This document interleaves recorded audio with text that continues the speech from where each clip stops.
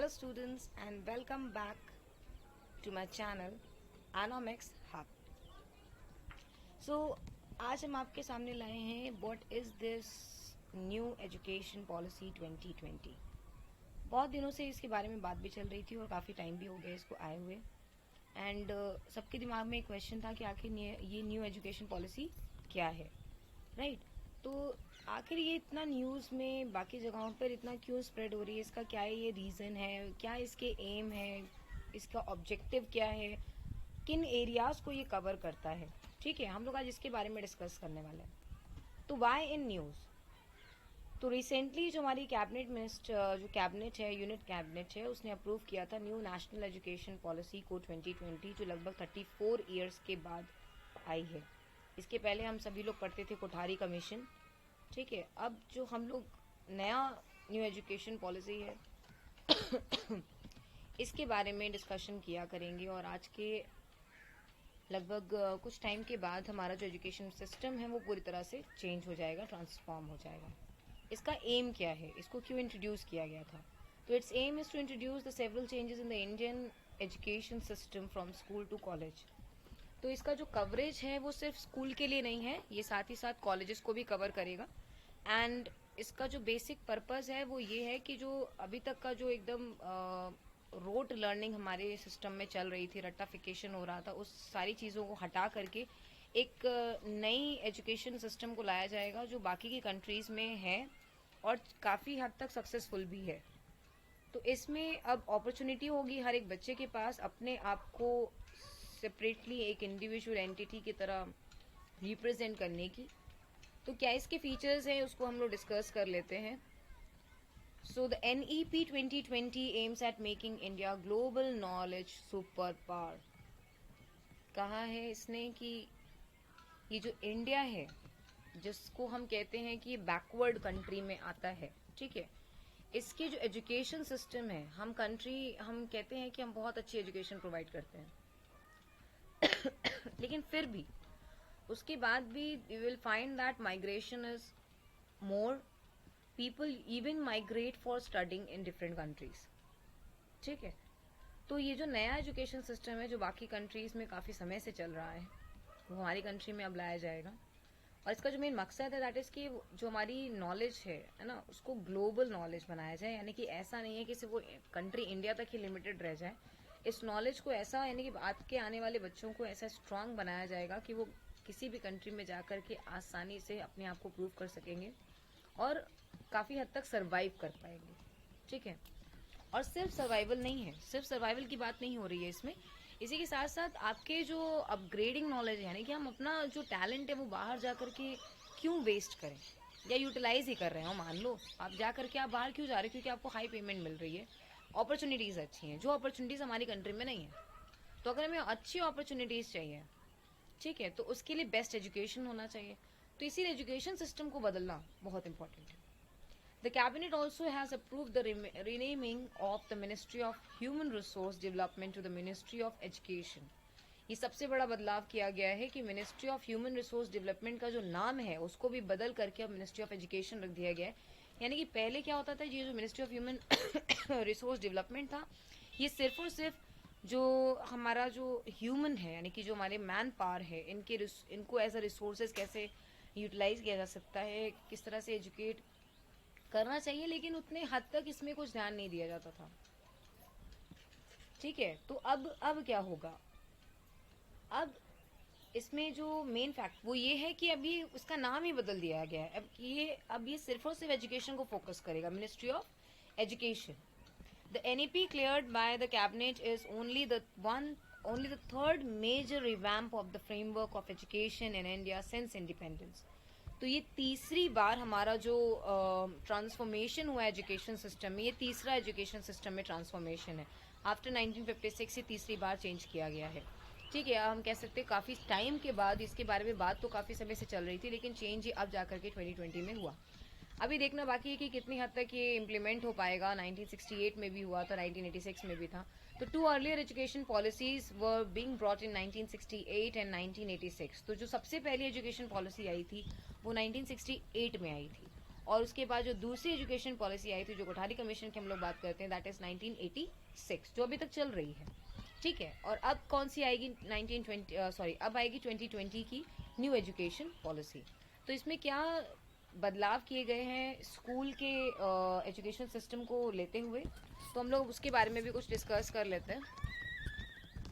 Universalization of education from pre school to secondary level with 100% gross enrollment ratio in school education by 2030। तो इनका जो target है कि education को universalise किया जाएगा, यानी कि पूरे विश्व में, जो हम कह सकें यूनिवर्सलाइजेशन का मतलब सिर्फ यही नहीं कि पूरे विश्व में एजुकेशन को पॉपुलर किया जाएगा। यूनिवर्सलाइजेशन का मतलब ये होता है कि हर व्यक्ति, हर बच्चे के पहुंच में होगा एजुकेशन सिस्टम, चाहे वो प्री स्कूलिंग हो या प्री स्कूलिंग से लेकर के सेकेंडरी लेवल तक का स्कूल हो। 100% हम ग्रॉस एनरोलमेंट की बात कर रहे हैं, इसीलिए यही रीजन है कि जो लिमिट पहले हुआ करती थी 6 to 14 ईयर्स की, अब उसको बढ़ा करके कितना कर दिया गया, अब उसको बढ़ा करके 3 साल से लेकर के 18 साल तक के बच्चों को फ्री एंड कंपलसरी एजुकेशन दिया जाएगा। तो ये एक बहुत बड़ा डिसीजन है जो इसमें लिया गया है as far as the universalization of the education is concern. Second हमारे पास है to bring 2 crore out of the school children back into the mainstream through an open schooling system। अब देखो बहुत से ऐसे बच्चे होते थे जो कि 10th पढ़ लिया या 12th पढ़ लिया, उसके बाद फिर वो लोग ड्रॉ बैक कर देते थे, उनका ड्रॉप आउट हो जाते थे, स्कूल छोड़ देते थे या फिर कॉलेज नहीं करते थे। तो अब इस तरह के बच्चों को, या कुछ बच्चे ऐसे थे जो बीच में ही पढ़ाई पूरी नहीं होती थी उनकी, मान लो 10th तक पढ़े उसके बाद पढ़ नहीं पाए हैं, तो उनके एजुकेशन सिस्टम में जो ड्रॉबैक्स होते थे उसको खत्म करने के लिए अब ओपन स्कूलिंग भी लाई जाएगी, यानी कि इनके साथ साथ अब इसमें NIOS को भी ऐड किया जाएगा। अब NIOS भी अपने आप को मॉडिफाई करेगा, रिवैम्प करेगा और बहुत सारे करिकुलम में चेंज करके नए तरीके से स्टार्ट करेगा, जिससे कि ज़्यादा से ज़्यादा बच्चे अब इसमें एनरोल करें, स्पेशली वो बच्चे जो कि शायद अभी तक नहीं पढ़ पा रहे थे किसी न किसी कारण की वजह से, तो वो भी अपने आप को क्या करेंगे, एनरोल करेंगे। फिर क्या है हमारे पास, द करेंट 10+2 सिस्टम। अभी तक का जो सिस्टम था हमारे एजुकेशन में वो कौन सा था, 10+2 का था, यानी कि 10 से 12। हम सिर्फ 2 ही को इम्पोर्टेंस देते थे, 10th क्लास 12th क्लास, ठीक है। सॉरी। सो द करेंट 10+2 का जो सिस्टम था उसको रिप्लेस कर दिया गया है, पूरी तरह से बदल दिया गया है, और जो नया करिकुलम अब आएगा वो आएगा 5+3+3+4 का। और ये उम्मीद की जा रही है कि आगे आने वाले जितने भी टीचिंग जॉब से रिलेटेड एग्जामिनेशंस होते हैं उनके भी पैटर्न में सुधार किया जाएगा, और वो भी अब जो अभी तक प्राइमरी का, सेकेंडरी लेवल का इस तरह से बनाया जाता था और प्री प्राइमरी बनाया जाता था, अब उसको चेंज करके 5+3+3+4 के कॉन्सेप्ट में डेवलप किया जाएगा, ठीक है। करस्पॉन्डिंग टू द एजेस, अब इसमें एज भी लिमिट डिसाइड कर दी गई है कि 3 से 8 साल के बच्चे जो होंगे वो 5 की कैटेगरी में आएंगे, 8 से 11 साल के बच्चे आपके 3 की कैटेगरी में आएंगे, जो नेक्स्ट थर्ड है वो 11 से 14 साल के बच्चे होंगे, और जो लास्ट है उसमें 14 से 18 साल के बच्चे लगभग अपनी 12वीं तक की जो कक्षा की पढ़ाई है उसको पूरा कर पाएंगे। अब इसमें जो ट्रांसफॉर्मेशन की हम लोग बात कर रहे हैं इसको थोड़ा सा और देख लेते हैं। तो इट इज रिटन कि it will bring the transforming curriculum and pedagogical structure. तो जो एजुकेशनल एक एनवायरनमेंट है या एजुकेशनल जो एक पूरा क्राइटेरिया बना हुआ था, अभी तक का जो पूरा सिस्टम था उसको डिस्कस कर लेते हैं। तो देखो हम पूरा कंपेयर करके बताएंगे यहाँ पर। तो कंपैरिजन में फिर सी कि पहले क्या था, 2 साल है ना, 2 ईयर का कोर्स हुआ करता था, ठीक। उसमें क्या क्या आता था, उसमें 16 से 18 साल के बच्चों को इंक्लूड किया जाता है, 10 से 12 वाले, ठीक है। अब क्या है, 4 साल कर दिया गया है, उसको इस 4 साल में अब सिर्फ 10वीं और 12वीं के बच्चे इंक्लूड नहीं है। अब इसमें कौन कौन है, 9 से लेकर 12 क्लास तक के बच्चों को इंक्लूड किया गया और इनकी एज 14 से 18 साल है, ठीक है। इसके बाद क्या है कि जो नेक्स्ट हमारे पास यहाँ पर जो लिखा है ना कि new pedagogical and curriculum structure of the school education is 5+3+3+4 and 3 years in the anganwadi pre schooling and 12 years in the school. अब इसमें जो 3 साल है, जो 3 साल का प्री स्कूलिंग है वो आंगनवाड़ी भी हो सकता है या प्री स्कूल्स का, आप किसी स्कूल से भी स्कूलिंग कर सकते हो, और बाकी के 12 साल का आपका स्कूल का कोर्स हो जाएगा, ठीक। अब और क्या चीजें इसमें बताई गई हैं कि दैट इज जो सेकेंडरी स्टेज है, multi disciplinary study, greater critical thinking, flexibility and student choice of the subject. जो सेकेंडरी लेवल यानी कि आपका जो हमने जो बात की है 9 to 12 वालों की, तो अब इनको फ्रीडम है। फ्रीडम क्या है कि ये अपने सब्जेक्ट्स को खुद ही चूज कर सकते हैं। हम लोग 4 की कैटेगरी की बात कर रहे हैं, ये 4 वाले, ठीक है। तो अब इनको क्या फ्रीडम दी गई है कि अब ये जो लॉट है, पहले क्या होता था, बहुत ज़्यादा हम लोग रिजिड थे। साइंस के बच्चे हैं भाई, कॉमर्स के बच्चे हैं तो ऐसे ट्रीट करना चाहिए, वैसे ट्रीट करना चाहिए, साइंस का है तो बहुत पढ़ाकू है, कॉमर्स का है बकवास, इसको कुछ नहीं आता होगा। तो ये कुछ माइंड सेटअप, पेरेंट्स में भी माइंड सेटअप होता था उस टाइम पर कि कॉमर्स लेके पढ़ आगे क्या करेगा, आर्ट्स लेके पढ़ रहा है, कुछ इसका फ्यूचर ही नहीं है, साइंस लेगा तभी डॉक्टर इंजीनियर बनेगा। तो it was something like that. तो अब क्या है, अब इसको पूरी तरह से खत्म करें, ये रिजिडिटी को पूरी तरह से खत्म किया जा रहा है और अब सारे सब्जेक्ट्स बराबर होंगे, सबकी जो वैल्यू है, even music and dance will be equally treated, ठीक है। तो इस केस में सब्जेक्ट्स का जो बंडल चूज करने का जो राइट है, अब वो बच्चों को दिया जाएगा कि वो अपने बंडल्स को खुद चूज करें और एक नया लॉट तैयार करें फॉर देयर स्टडी पर्पस। और उस समय फिर जो स्टडी का एनवायरनमेंट होगा वो अलग ही होगा। अब क्या है हमारे पास नेक्स्ट, दैट इज कि हम जो तो मिडिल स्टेज की बात कर रहे हैं, 3 साल का, ठीक है। तो दिस इज, यहाँ पे क्या था, 10 साल की बात थी, इसमें 6 से 16 साल तक के बच्चे आते थे और बेस की तो कोई बात ही नहीं की गई थी, ठीक है, एग्जिस्टिंग में जो भी चल रहा है। लेकिन नए वाले में क्या है, हम लोग बेस के बारे में भी बात कर रहे हैं। तो पहले इस 30 साल के जो 3 साल का जो कोर्स है इसकी बात कर लेते हैं, जिसमें क्लास 6 से 8 के बच्चों की बात करी जा रही है। तो इसमें एक्सपेरिमेंटल लर्निंग होगी, यानी कि एम्प्लॉयबिलिटी जो एक कॉन्सेप्ट था जो अभी तक सिर्फ 9 to 12 के बच्चों के लिए ही एम्प्लॉयड था, अब वो हम लोग जो एक वोकेशनल की बात करते हैं, तो वोकेशनल सब्जेक्ट्स अब 6 to 8 तक के बच्चों के लिए भी इंट्रोड्यूस किया जाएगा। तो इसमें आपके लिए सारे सब्जेक्ट्स की अपॉर्चुनिटीज होगी। बच्चे के पास साइंस है, मैथ्स है, आर्ट्स है, सोशल साइंस है, ह्यूमैनिटीज है, वो पूरी जो फ्रीडम है सब्जेक्ट्स को समझने की, अपने अकॉर्डिंग उसमें प्रायोरिटीज को सेट करने की, वो अब बच्चे को दे दी जाएगी क्लास 6 ऑनवर्ड्स ओनली, ठीक है। फिर उसके बाद आपका जो नेक्स्ट 3 साल का जो स्टेज है, जिसमें 3 से 5 साल के जो 3rd से 5th तक के जो बच्चे आते हैं, यानी कि इस स्टैंडर्ड के जो बच्चे आते हैं, तो उनके लिए ये बताया गया है कि in such kind of the case what will happen, कि अब यहाँ पर क्या होगा कि जो फाउंडेशनल स्टडीज की हम लोग बात कर रहे हैं, है ना, तो यहाँ पर प्रिपेटरी स्टेज माना जाएगा ये नेक्स्ट, यानी कि 5+ के बाद जो 3 था, जिसमें आपके 3rd से लेकर के 5th स्टैंडर्ड के बच्चे आ रहे हैं। इसमें play, discovery, activity based and interactive classrooms होंगी, ठीक है। तो इसमें क्या होगा कि आपकी जो भी लर्निंग है वो पूरी इंटरेक्टिव और एक्टिविटी बेस्ड होगी। तो बच्चे क्या है ना कि खेल खेल में, या हम कह सकते हैं कि ज़्यादातर वो एक्टिविटी के बेसिस पे ही चीज़ों को सीखेंगे, इंस्टेड ऑफ डूइंग दैट रट्टाफिकेशन। तो अब रट्टाफिकेशन नहीं करना है भैया, प्रैक्टिकली आपको सीखना है, तो प्ले करेंगे वो, बहुत सारी उनको एक्टिविटीज़ करवाई जाएंगी, इंटरेक्टिव क्लासरूम्स होंगी। और अब तो वाकई में सारी चीज़ें डिजिटलाइज्ड हो गई है, तो ये डिजिटाइजेशन को भी बंद नहीं किया जाएगा, आगे आने वाले टाइम में भी डिजिटलाइजेशन को भी इसमें इंक्लूड किया जाएगा, सो दैट कि इस तरह की जो सिचुएशन इस बार हम लोगों ने देखी है ऑफ द कोविड-19, अगर आगे आने वाले फ्यूचर में भी ऐसा कुछ होता है तो जो स्टडीज़ बहुत तरह से बैडली जो इंटरप्ट हुई थी, वो इंटरप्शन आगे ना हो। इसके बाद लास्ट हमारे पास जो 5 साल की हम लोग बात कर रहे हैं, तो देखो 5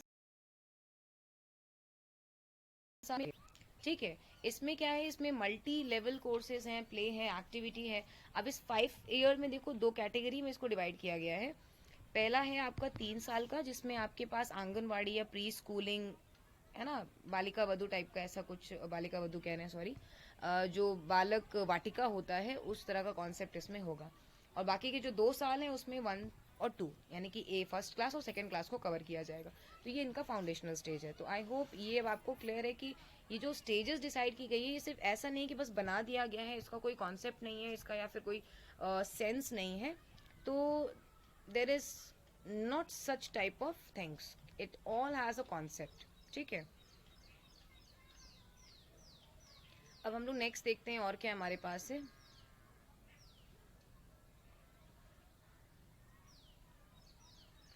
तो जितने भी ग्रुप्स थे जिनको अभी तक कवर नहीं किया गया था ना, तो uncovered age groups like 3 to 6 years under the school curriculum which has been recognized globally as a crucial stage of development of mental faculties of a child, ठीक है। तो इसमें इन सारे ये 3 से 6 साल के जो बच्चों का जो एज, जो क्रिटिकल एज मानी जाती है, तो उनको अब तो ये भी बोला गया है कि पूरी स्कूलिंग जो उनकी जो ये एज ग्रुप के जो बच्चे हैं, उनको जो बेस उनकी जो स्ट्रॉन्ग की जाएगी, वो पूरी तरह से उनकी मातृभाषा में की जाएगी। हम कह सकते हैं जो भी रीजनल लैंग्वेज उनकी लैंग्वेज है उसके बेसिस पे किया जाएगा, instead of forcing them to study English.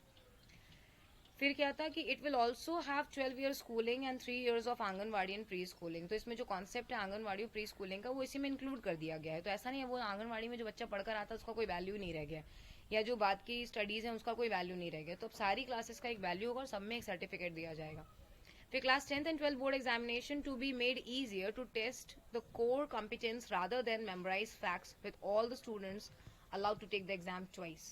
तो अब क्या होगा, अभी तक साल भर में बस एक बार बोर्ड का एग्जाम होता था और अब इनको 2 बार एग्जाम देने होंगे और ये दोनों ही काउंट किए जाएंगे फॉर द फाइनल प्रिपरेशन, या हम कह सकते हैं फाइनल रिजल्ट के लिए।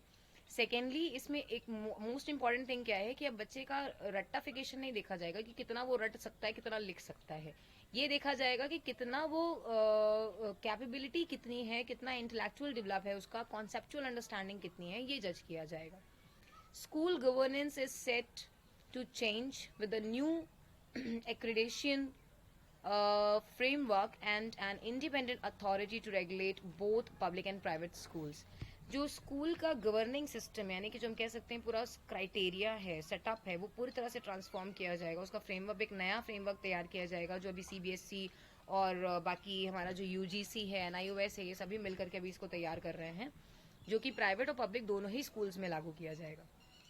फिर हमारे पास है कि एम्फेसिस किया जाएगा इसमें foundational literacy and numeracy, no rigid separation between the academic streams, extra curricular, vocational streams etcetera. तो अब क्या है कि जितना भी रिजिडिटी थी अब उस सबको खत्म करने की टाइम आ गई है और इसमें अब जितने भी स्ट्रीम्स हैं उनका जो एलोकेशन अभी तक किया जाता है, भैया कॉमर्स है तो सिर्फ कॉमर्स के सब्जेक्ट, साइंस है तो साइंस के सब्जेक्ट्स, मैथ्स और वो what I can say arts है तो आर्ट्स के सब्जेक्ट्स। तो अब ऐसा कुछ नहीं है। म्यूजिक्स, इवन आपका जो डांस है इसको तो कोई वैल्यू ही नहीं दी जाती थी एज अ सब्जेक्ट, ठीक है। बहुत हुआ, किसी किसी स्कूल में 6 तक चल रहा है, किसी में 8 तक चल रहा है। तो अब क्या है कि ये यूनिवर्सल हो जाएगा, अब इन सारे सब्जेक्ट्स को भी इंपॉर्टेंस होगी और बाकी सब्जेक्ट्स भी इक्वली इंपॉर्टेंट होंगे, ठीक है। अब बच्चा खुद से चूज करेगा, वो साइंस के साथ इकोनॉमिक्स पढ़ना चाहते हैं तो इकोनॉमिक्स पढ़ ले, अगर वो फिजिक्स के साथ में म्यूजिक पढ़ रहा है तो it is his own choice. Vocational education to start from class 6 with internship. अब देखो वोकेशनल एजुकेशन को क्लास 6 ऑनवर्ड ही स्टार्ट कर दिया जा रहा है और बच्चे को प्रैक्टिकली सिखाया जाएगा, इंस्टेड ऑफ कि बस वो लर्न कर ले कि भाई 2+2 ऐसा है तो ऐसा ही आएगा, या उसको हम सिखा रहे हैं कि जब हम जो लिटमस पेपर है उसका कलर कैसे चेंज होता है उसको हम सिर्फ थियोरी में बता रहे हैं, जब उसको प्रैक्टिकल करवाएंगे तब उसको समझ में आएगा, ठीक है। तो it is something like that. फिर क्या है, teaching up to at least the grade 5 to be in mother tongue, regional language and no language to be imposed on any student. अब देखो इसमें क्या है कि किसी भी लैंग्वेज के लिए आप किसी बच्चे को फोर्स नहीं कर सकते हो ग्रेड 5 तक। तो ग्रेड 5 तक बच्चे को उसकी खुद की लैंग्वेज में सिखाया जाएगा, सारा कॉन्सेप्ट उसकी खुद की लैंग्वेज में डेवलप किया जाएगा। तो इससे फायदा क्या है, इससे फायदा देखो ये कि पहले क्या होता था, अभी जो बच्चे हिंदी मीडियम के पढ़ के आते हैं तो उनका क्या है कि बेस हिंदी से ही सब कुछ पढ़ रहा है और हिंदी उनके लिए ईजी भी, क्योंकि हम लोग भाई भारत में रहते हैं तो हमारी जो मातृभाषा है वो हिंदी ही है। तो हमें जब कोई चीज़ हिंदी में बताता है तो हमें जल्दी समझ में आती है, instead of taking it in और grabbing it in English, right. So अब क्या है कि अगर बच्चे का बेस स्ट्रांग हो जाएगा क्लास 5 तक उसकी खुद की लैंग्वेज में, तो फिर बाद में उसके लिए English as a secondary language learn करना बहुत ईजी होगा, या फिर और कोई भी सेकेंडरी लैंग्वेज को उसके लिए लर्न करना ईजी होगा, क्योंकि वो जस्ट अ कम्युनिकेशन पार्ट है। Then coming to the next thing that is the most important I can say that assessment reforms with 360-degree holistic progress card tracking student progress for achieving learning outcomes। तो अभी तक क्या होता था, बहुत ही rigid हमारा जो रिपोर्ट कार्ड जजमेंट होता था या रिपोर्ट कार्ड जो प्रिपेयर किया जाता था बहुत सिर्फ क्या है, वो मार्क्स दिखाता था और तो कुछ नहीं था। अब होलिस्टिक होगा, 360 डिग्री में घूमेगा, यानी कि पूरी तरह से बच्चे की हर एक चीज के बारे में रिपोर्ट दी जाएगी, चाहे वो उसकी वेट हो, हाइट हो, उसका इंटेलेक्चुअल हो, उसकी एक्टिविटी हो, बाकी की किसी भी चीज़ में पार्टिसिपेट कर रहा है, सारी चीज़ों की डिटेल अब पेरेंट्स तक पहुंचेंगी। A new and comprehensive curriculum, national curriculum framework for teacher education, that is NCFTE 2021 will be formulated by National Council for Teacher Education NCTE। तो जो NCTE है वो अभी एक नया फ्रेमवर्क तैयार कर रहा है टीचर के लिए भी, कि टीचर की एजुकेशन कैसी होनी चाहिए, वो किसी भी क्लास को पढ़ाने के लिए, यानी कि अब तो फ्रेमवर्क ही चेंज है कि 5+3+3+4 है, तो उस फ्रेमवर्क में टीचर की क्या रिक्वायरमेंट है, क्या उसकी क्वालिफिकेशन होनी चाहिए, उसके लिए कौन से एग्जाम्स उसको क्वालिफाई करने होंगे, ये सारी चीज़ों का एक फ्रेमवर्क तैयार किया जा रहा है by national council for teacher education. In a consultation with the NCERT। तो NCERT का कंसल्टेशन के साथ पूरा फ्रेमवर्क तैयार किया जा रहा है। अब इसमें क्या फ्रेमवर्क तैयार किया गया है, that is we have is by 2030 the minimum degree qualification for teacher will be B.Ed degree. तो बाय 2030 सारे टीचर्स के लिए कंपलसरी हो जाएगा। ये टीचर्स के लिए बहुत इंपॉर्टेंट है कि आपके पास B.Ed डिग्री होनी ही चाहिए बाय 2030। बिना B.Ed डिग्री के आप किसी भी टीचिंग स्कूल में आप अप्लाई नहीं कर पाओगे। और क्या है हमारे पास कि जो हायर एजुकेशन है, तो gross enrolment in the higher education to be raised by what I can say is 50% by 2035 and also 3.5 crore seats to be added in the higher education।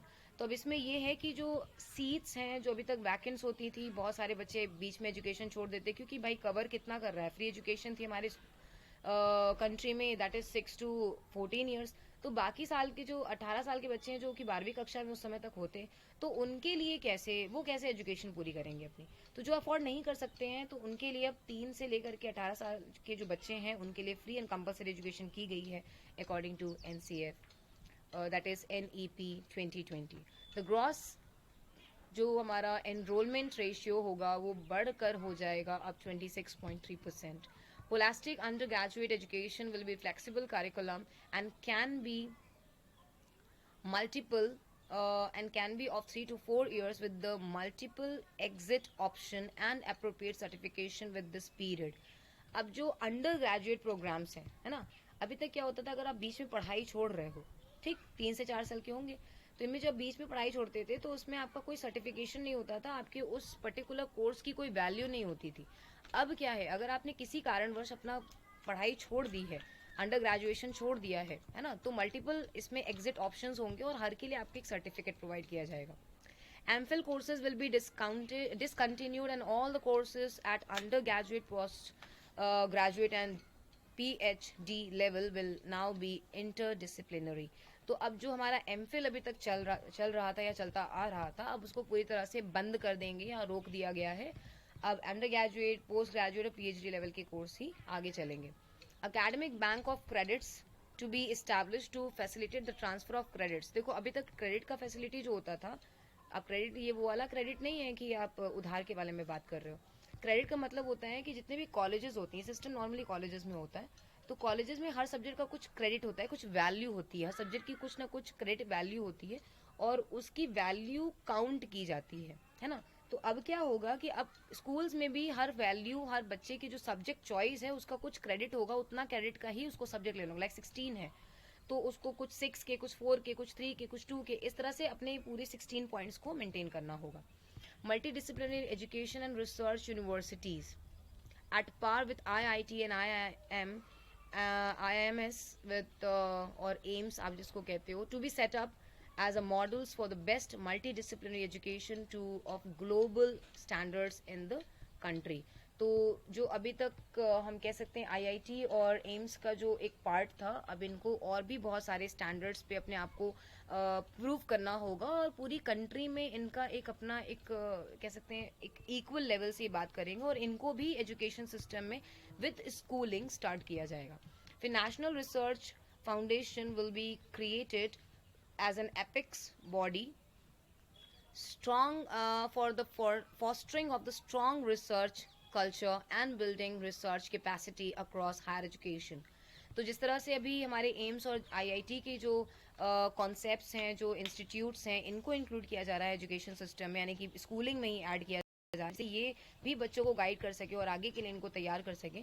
उसी तरह से नेशनल रिसर्च फाउंडेशन है जिनको inculcate किया जाएगा as an apex body, as a supreme body, कि ये research और बाकी चीज़ें और रिसर्च की जो कैपेसिटी है बच्चों में डेवलप करे अभी से ही, कि उनको ये समझ में आए कि रिसर्च कैसे की जाती है, रिसर्च क्या है, ठीक है, उसके क्या प्रायोरिटीज़ हैं, what are the you can say it as the strategies which is being used for doing the researches।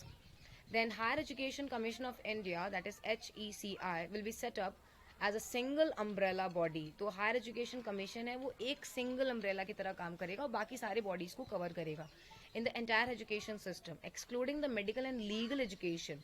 Public and private higher education institutions will be governed by same set of norms for regulation, accreditation and academic standards। तो ये सारी चीज़ें किसके द्वारा set की जाएगी? Higher education commission ही, अब जैसे कि एक अम्ब्रेला है, उस अम्ब्रेला का कोई ना कोई एक जो ओनर होगा, और बाकी क्या है, उसको वो कवर प्रोवाइड कर रहा है कि आप मेरे अम्ब्रेला में आ जाओ, बारिश से आप भीगोगे नहीं। तो ये कुछ इसी तरह का एक फॉर्मेट है। इसमें जो हायर एजुकेशन कमीशन है वो बाकी लोगों को इंक्लूड करेगा अपने अंदर, और इसमें जो मेडिकल है और लीगल एजुकेशन, इसको एक्सक्लूड करते हुए प्राइवेट और पब्लिक एजुकेशन इंस्टीट्यूशंस को ये गवर्न करेगा, उनके लिए नॉर्म्स को डिसाइड करेगा, उनके लिए क्रेडिट वैल्यूज को डिसाइड करेगा, एकेडमिक स्टैंडर्ड्स को डिसाइड करेगा, है ना, किस तरह से रूल्स को फॉलो करना है, सारे रूल्स वो बनाएगा, फॉलो उनको करना होगा।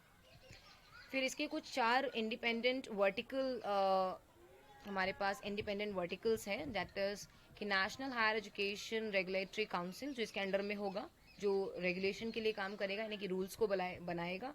फिर general education council GEC for standard setting, यानी कि जो हमारे पास एक स्टैंडर्ड होता है, जो क्लास सेट करता है, और किसी भी जो क्लास है उस क्लास के लिए किस तरह का कोर्स होना चाहिए, है ना, ये सारी चीज़ें ये सेट करेगा। हायर एजुकेशन ग्रांट कमीशन, यानी कि हमारा जो UGC है उसी का ही ये अंडर फंडिंग होता है, तो फंडिंग का जो काम है ये हमारा ग्रांट कमीशन करेगा, ये ग्रांट काउंसिल करेगा। और नेशनल एक्रेडिटेशन काउंसिल का काम होगा एक्रेडिटेशन का, ठीक है। तो ये सबको इन्होंने काम बांट दिए हैं, और ये सभी अपने अपने काम को करेंगे, और उसके अकॉर्डिंगली ही सारी चीज़ों को रेगुलेट किया जाएगा under an apex body, that is higher education commission. तो हायर एजुकेशन कमीशन के अंदर ये चारों बॉडीज आती हैं, that is national higher education regulatory council, general education council, higher education grant commission and national accreditation council. तो ये सारे इसके अंडर में काम करेंगे, और एक एक एरियाज को इनको डिसाइड, मतलब कि कह सकते हैं एक एक एरियाज इनके लिए सेट कर दिए गए, और इन एरियाज में इनको पूरी तरह से फोकस करना है और बेस्ट पार्ट फ्रेमवर्क का तैयार करना है। सो आज के लिए इतना ही, कल फिर मिलेंगे और कुछ और बातें डिस्कस करेंगे about this new education policy 2020।